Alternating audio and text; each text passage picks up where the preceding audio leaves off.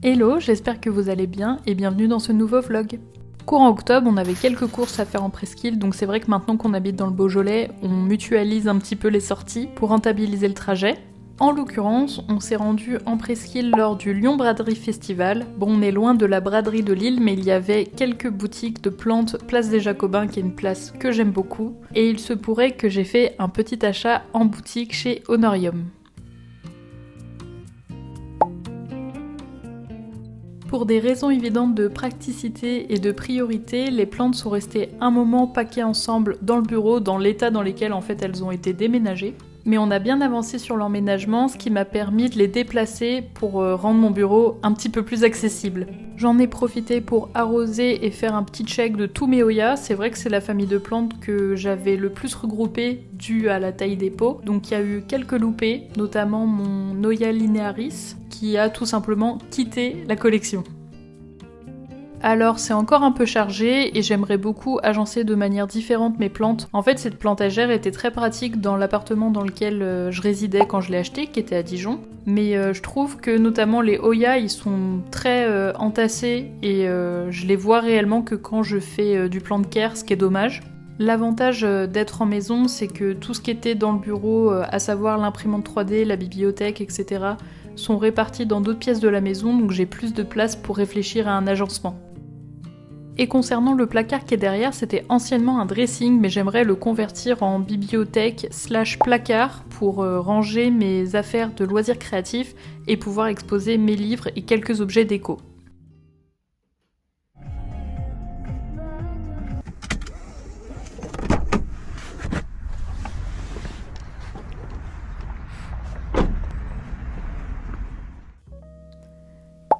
Maintenant qu'on a déménagé, j'ai plein de jardineries à découvrir dans le Beaujolais.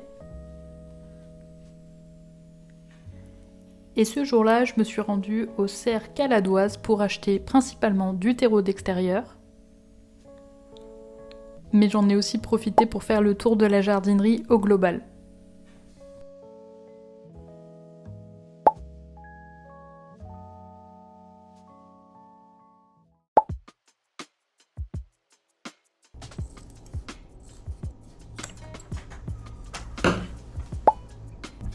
La forme du sac. Faut la faire dans l'autre tote bag.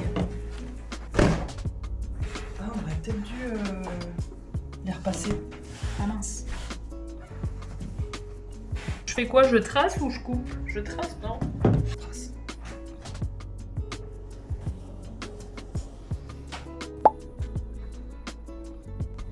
Paf. Ça fait le carré un peu. Ouais. Donc, je prends le truc dans le bon sens, c'est mieux. Ah, mais il y en a deux. Un à la fois. Ok. Ça a bipé parce qu'en gros, la machine elle est pas prête. Il manque quelque chose. Voilà, c'est tout.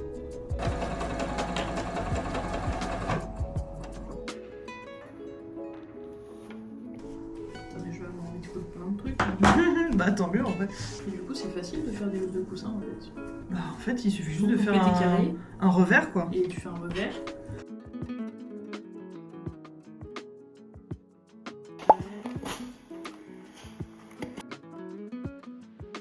Dans un autre registre, au mois d'octobre, je me suis essayée à la couture. Et j'avais dans l'idée de réaliser un cosplay du personnage Arrietty, issu d'un film d'animation du studio Ghibli. J'ai regroupé pas mal d'éléments entre ce que j'avais déjà à la maison, mais également en achat de seconde main, donc sur Vinted. Pour réaliser le sac à bandoulière qu'elle porte, j'ai utilisé des vieux tote bags ainsi qu'un tissu vert que j'ai acheté chez Mondial Tissu. Et étant donné que je ne possède ni machine à coudre ni les compétences, je me suis rendue chez ma sœur pour qu'elle puisse m'aider et m'expliquer à prendre en main sa machine afin de continuer chez moi. Pour confectionner le sac, je me suis inspirée d'un tuto YouTube que normalement je vous ai mentionné un peu plus tôt dans ce vlog. J'ai juste pas voulu mettre de fermeture éclair parce qu'avec ma sœur on avait l'impression que ça allait être trop compliqué, surtout que j'avais prévu de faire un rabat sur le sac. Et si c'était à refaire, je ferais la anse beaucoup plus large. Parce qu'en fait, évidemment, quand on coud et qu'on retourne, y a une partie du tissu qui est mangée à l'intérieur. Donc pour qu'elle corresponde davantage aux mesures, j'aurais dû prendre beaucoup plus large. Mais bon, j'avais la volonté de vouloir faire un peu plus vite et je pense que c'est tout simplement pour ça que ça s'est passé ainsi.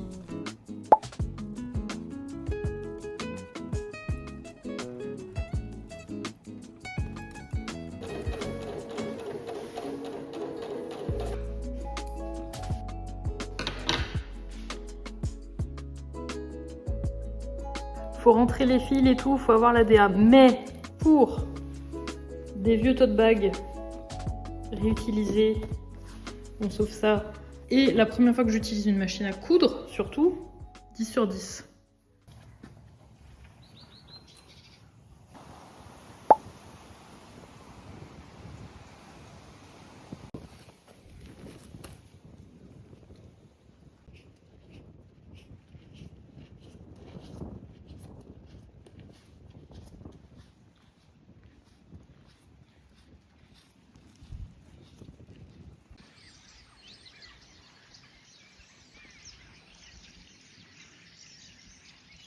Hello! C'est la saison pour planter vos bulbes, si jamais. Donc les bulbes vont fleurir au printemps, comme les personnages, les crocus, les tulipes, les narcisses et plein d'autres. De mon côté, je vais m'occuper de la culture d'oxalis rare que j'ai acheté au marché aux plantes rares du Jardin botanique de Lyon avec ma copine Clémence. Je vais regarder aussi les autres bulbes d'oxalis que je possède déjà qui ont arrêté de pousser, donc voir dans quel état ils sont, si je les mets en dormance ou bien si je tente de les replanter, parce qu'en extérieur ça se met en dormance un peu tout seul, ou alors ça me pousse même toute l'année. Moi je sais que dans ma loggia qui était un espace fermé où il faisait quand même très bon, bien qu'il n'y avait pas le chauffage, mes oxalis pourpres poussaient quasiment toute l'année, ou alors elles se mettaient au ralentissement toute seule et du coup je coupais tout et je cessais l'arrosage et ça repartait au printemps quand je commençais à réarroser.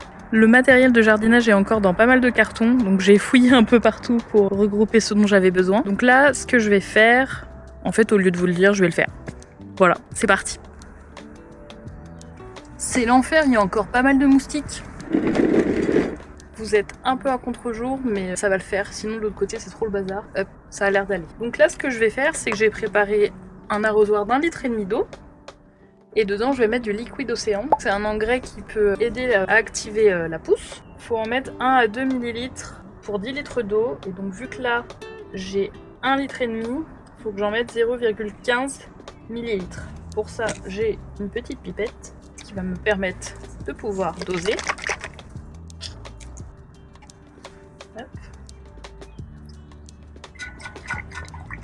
J'ai déjà mis mes bulbes d'oxalis à tremper, ceux que j'avais achetés au marché aux plantes rares. Et dans ce gros bol, je vais mettre des oxalis DPI. J'en avais acheté 2 paquets, donc en réalité j'ai 50 bulbes que j'avais rassemblés comme ça.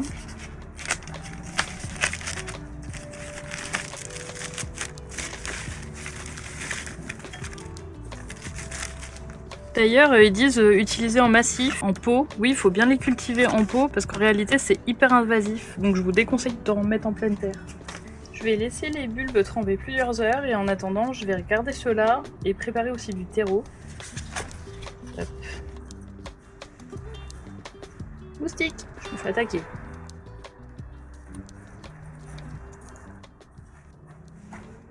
Là, c'est les oxalis amaranta que j'avais acheté à la braderie de Lyon l'année dernière chez l'œil végétal.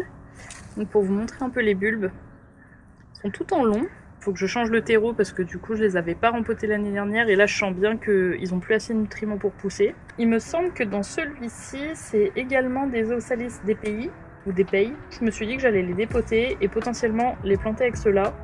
De toute façon je vais bien reconnaître à la forme des bulbes si c'est les mêmes que celui-ci.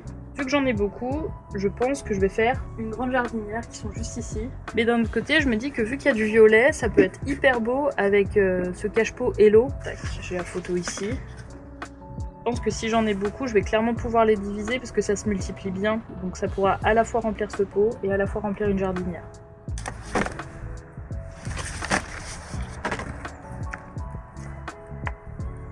Le terreau est bien détrempé, j'ai foiré, ouais. J'ai foiré. Je vais voir s'il y en a qui sont sauvables. Avec le déménagement, de toute façon, j'ai beaucoup d'oubli au niveau des plantes. Ça reviendra, hein. Mais bon. Voilà, lui, il germe. Donc je pense qu'il est pas mal. Et oui, du coup, je confirme que c'est bien des Oxalis DPI. C'est juste que c'est des plus petits bulbes. Eux, ils sont vraiment énormes. Je voulais vous montrer la différence de taille entre les deux. On avait pas mal quand même. Parce que celui-là, j'avais pas acheté les bulbes, j'avais acheté la plante, enfin les bulbes déjà germés quoi. Et il me semble que je l'avais pris à une vente de plantes indoor poppies. Bon, normalement, dans le bas du pot, il y a principalement des racines, mais je vais quand même refouiller. Ce que je vais faire, c'est que je vais débarrasser la terre usagée et je vais créer un nouveau mélange.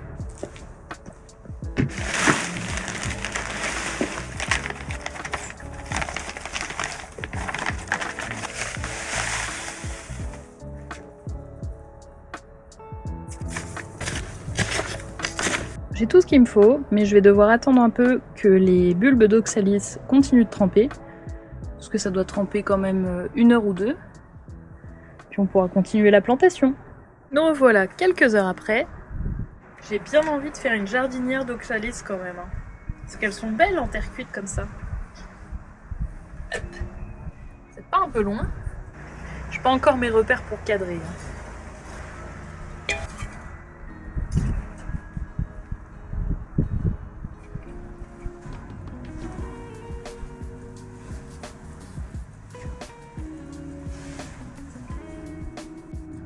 C'est pas mal comme ça. Je vais en mettre ce que j'aime bien quand c'est quand même bien fourni. Je pense que celle-ci, je vais pouvoir les mettre là-dedans. Je pense qu'il y a un mariage, pas possible. Je viens recouvrir les bulles, mais très légèrement. Le but, c'est pas de les enfoncer trop profondément. Parce qu'après, le risque, c'est qu'ils pourrissent. Et d'une. Donc là-dedans, il y a un pot en terre cuite. Je vais même pas à même le cache-pot.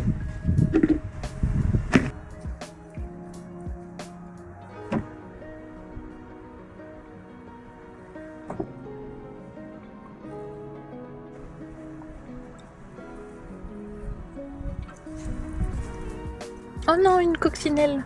Elle est en train de se noyer dans l'eau des autres bulbes. Voilà. Je l'ai remise dans la terre.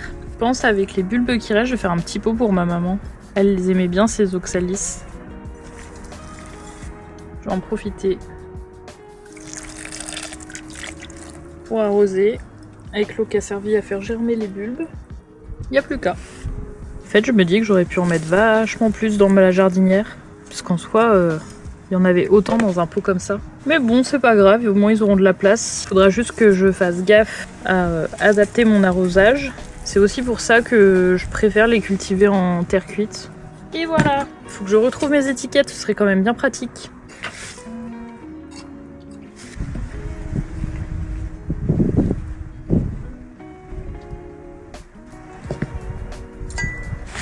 Ah bah ils étaient là mais vraiment tout petits. De base je voulais les mettre là-dedans. Mais il est pas trop tard. Celui-ci il me semble qu'il résiste au gel. Mais bon ça veut pas dire que les plantes vont aimer geler mais... Et du coup à choisir, vaut mieux les planter sur le côté qu'à l'envers. Mais le mieux c'est encore de les planter à l'endroit. Là c'est facile parce qu'on voit bien le germe. Même si bon honnêtement les Oxalis elles cherchent la lumière. Donc si vous les plantez à l'envers, elles germeront quand même. Autant maximiser les chances.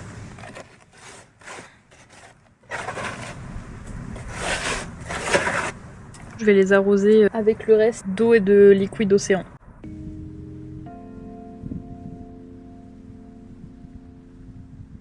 Le prochain objectif, c'est de rempoter cette passiflore et de l'accrocher sur le poteau qui est juste là.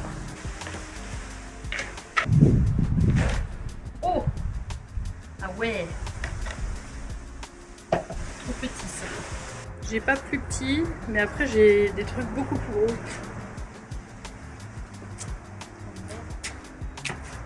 Il faut que j'aille rechercher de la terre du coup.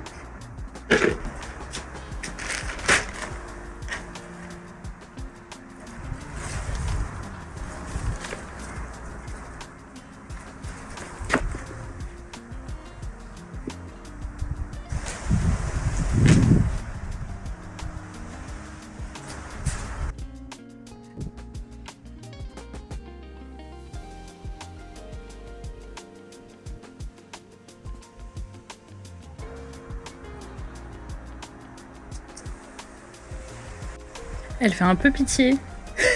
Parce qu'elle a peu de lianes et d'ailleurs elle a 2 lianes qui sont mortes je pense, ici. Mais écoutez, l'idée c'était de l'encourager à s'accrocher et je sais que mon père, la sienne il l'avait achetée, elle était toute petite et maintenant elle est incroyable et elle monte sur une poutre un peu similaire à la maison de mes parents. Je pense que j'ai pas idée de tout le boulot qui me reste sur l'extérieur mais bon. J'aimerais juste planter en pleine terre un laurier rose qu'on nous a offert pour notre emménagement. Je sais pas si je le plante côté ouest ou côté est, je vais vite faire regarder sur internet qu'est-ce que ça préfère pour essayer de bien le placer, puis on verra.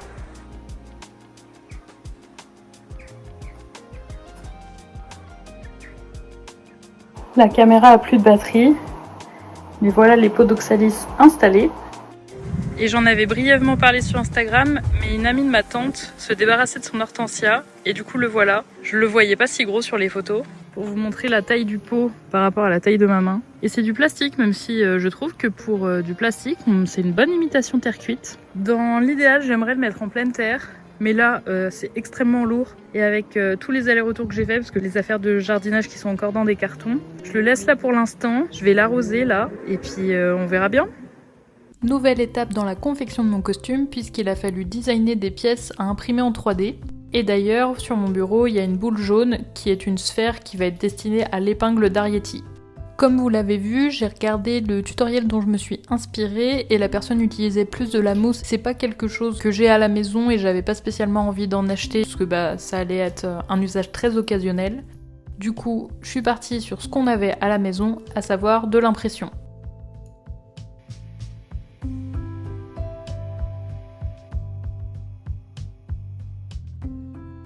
Lorsque je faisais plus assidûment du macramé, j'avais acheté des espèces de tasseaux de bois arrondis pour pouvoir faire des tentures moi-même. Et c'est justement ce qu'on a utilisé pour créer l'épingle. Pour que la peinture soit facile, j'ai opté pour une bombe de peinture, donc couleur gris clair, pour essayer d'imiter au mieux le métal. Et petit à petit, ça commençait à ressembler à quelque chose.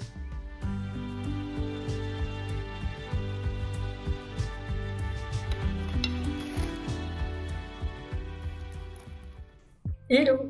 Je crois que j'ai bien avancé sur le cours que je donne dans une école de communication à Lyon sur l'UX Design. Je voulais vous montrer le nouveau bébé.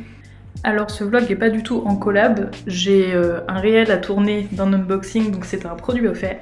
Mais c'est l'anti-robe Michel dont je rêve depuis 2 ans je crois, un truc comme ça.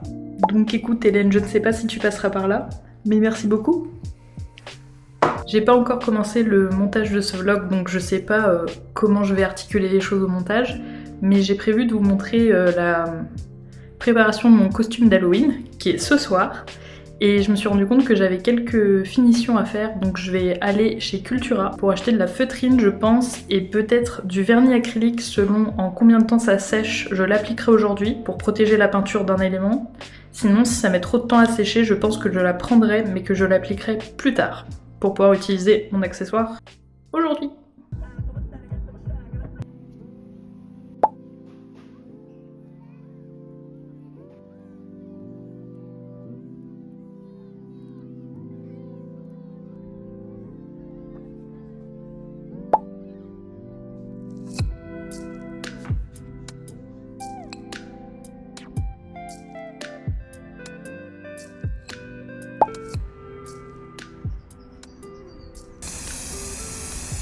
Et je viens de découper la feutrine que j'ai achetée ce matin. Au début, j'avais vraiment fait trop petit. Je pense que si j'essaye de coudre ça à la machine, ça va rien rendre du tout. Du coup, j'ai fait plus grand, mais c'est limite trop grand. Je vais essayer de les retailler. Bon, du coup, j'ai pas su me décider parce que coudre, ça allait être trop compliqué de passer à travers toutes les doublures, mais d'un autre côté, j'avais pas envie de mettre du pistolet à colle pour pas tout gâcher. J'ai mis du scotch double face, ça fera le job pour ce soir et je réfléchirai plus tard. La machine à coudre, mon bouton étant trop grand, je pouvais pas faire de trou. Donc écoutez, je l'ai cousu pour la blague. Et j'ai quand même eu le temps, avec de la corde de macramé et le reste de tissu. J'aurais aimé faire le crochet, mais on n'a pas réussi à l'imprimer dans les temps. Mais au moins j'aurai la corde. Je vous prends au téléphone parce que la caméra n'a plus de stockage. En fait, j'ai fait un petit passage, un petit passant pour la ceinture, qui est en dessous de tout ce bazar. Et ce matin, lors des cours, je me suis pris des collants coulants chers. Alors, je sais que ce sera pas fameux, mais étant donné que j'aurai les jambes recouvertes que par les bottes, vu que la robe est courte, je me suis dit que c'était pas du luxe pour pas avoir trop froid. Et voilà le résultat juste avant de partir pour Annecy afin de fêter Halloween. Je vous remercie beaucoup pour avoir regardé ce vlog. N'hésitez pas à commenter, liker et vous abonner. Quant à moi, je vous dis à bientôt. Bye!